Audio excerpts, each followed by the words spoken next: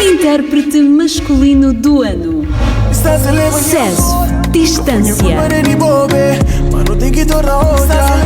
Diego, Aldina. Jorge, Tentação. Fábio Ramos, Onde Queres Bem.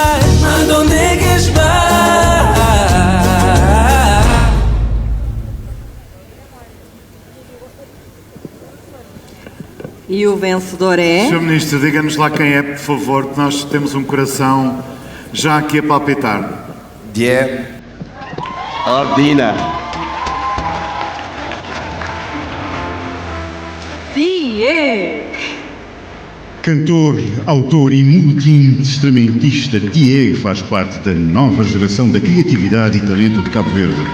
Este é o segundo troféu de Diego nesta noite, em que é o intérprete masculino CVMA 2025.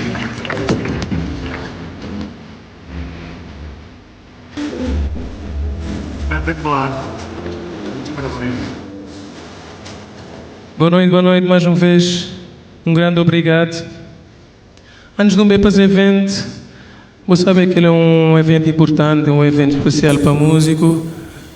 Sem querer, vou começar a ficar ansioso, vou começar a imaginar o que é que deve ser. Mas uma coisa que me tentar cultivar na minha antes de bem era bem sem expectativa.